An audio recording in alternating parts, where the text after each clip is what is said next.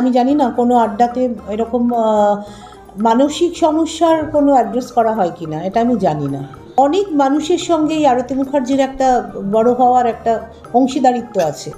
না, বুটিক ছিল, আছে এখনও, কফি শপ আছে, এগুলো তো আছেই, খাবার আছে, বাঙালি খাবার আছে। কিন্তু নতুন যেটা অ্যাড হলো সেটা হচ্ছে নোয়ার আড্ডা। এই আড্ডাটা 28 তারিখ থেকে শুরু হচ্ছে এবং এটা চলবে প্রতি সপ্তাহে একদিন করে। বিভিন্ন বিষয়ে আড্ডা দেওয়ার একটা প্ল্যাটফর্ম হচ্ছে নোয়া। ইন্টারাক্টিভ সেশন হবে, মানসিক স্বাস্থ্যও তাতে থাকবে। মনোবিদ আসবেন, মন কীরকম করে ভালো রাখা যায় বা মন কেমন কেন হয় এগুলো নিয়ে একটা সেশন থাকবে, প্রশ্নোত্তর থাকবে, গান থাকবে, গানের ব্যাপারে হয়তো আরতি মুখার্জি এলেন, একটা সেশন নিলেন, এরকম চলতে থাকবে বিভিন্ন বিভিন্ন দিনে। প্রথম আমরা এই 28 তারিখে শুরু করছি। নবকুমার বসু আসবেন, সমরেশ বসুর জন্ম শতবর্ষ যাচ্ছে, তার পুত্র এবং বিশিষ্ট লেখক, চিকিৎসক। প্রথমটা রোববার হচ্ছে না, কারণ উনি বিদেশ চলে যাচ্ছেন, যার ফলে আমাকে নিয়মটা ভেঙে 28 তারিখ আমি শুটটা করে দিচ্ছি। তারপর প্রতি রোববার করবো এবং বিশেষ দিনগুলোতে, মানে ধরো উইমেন্স ডে, তারপর তোমার পয়লা বৈশাখ, দোল, এই দিনগুলোতে একটু অন্যরকম আড্ডা হবে। কাজের প্রচুর ব্যস্ততা, লেখালেখি সবটা করার পরেও মানে এই এত কিছু ইনিশিয়েটিভ ভাবনা চিন্তা কী করে সম্ভব হয় আর কি, একটু যদি বলে।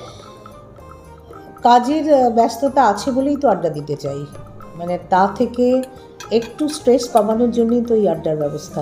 আমি তো নিজেও আড্ডা দেবো এখানে এবং আড্ডার পুরো ব্যাপারটা এনজয় করবো, তো সেটা তো একটা ব্যাপার, সেই জন্যেই।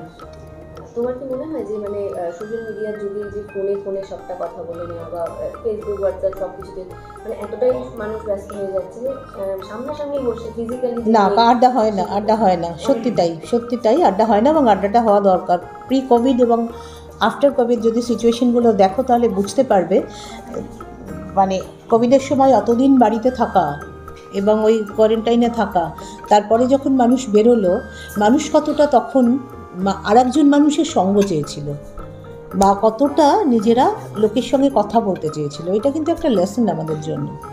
তো সেই জায়গা থেকেও একটা যদি কোথাও একটা এরকম প্ল্যাটফর্ম থাকে যে আমি গেলে আমার মনের রসদ পাবো বা আমি একটু ভালো থাকবো, তাদের ভালো থাকার সঙ্গে সঙ্গে কিন্তু আমরা নিজেরাও ভালো থাকার এটাও একটা প্ল্যাটফর্ম বা অ্যারেঞ্জমেন্ট করা, এই আর কি।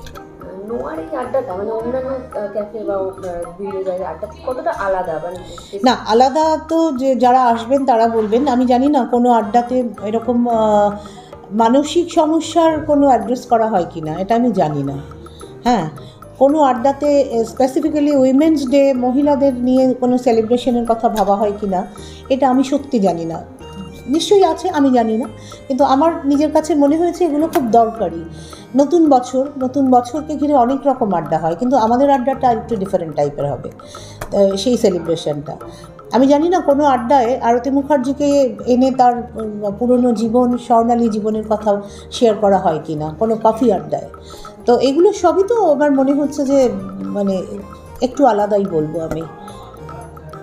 মানুষের মধ্যে প্রচুর এখনকার দিনে স্ট্রেস বেড়ে গেছে, তাহলে বলা যায় যে নোয়া এমন একটা জায়গা যেখানে মানুষ স্ট্রেস রিলিফও করতে পারে।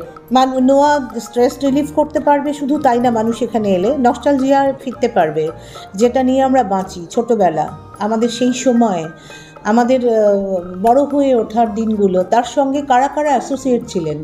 অনেক মানুষের সঙ্গেই আরতি মুখার্জির একটা বড় হওয়ার একটা অংশীদারিত্ব আছে। তারা ওই সব সময়ে এই মানুষদের গান শুনে বড় হয়েছেন, কি কারুর লেখা পড়ে বড় হয়েছেন, শীর্ষেন্দুদা কথাই বলছি আমি।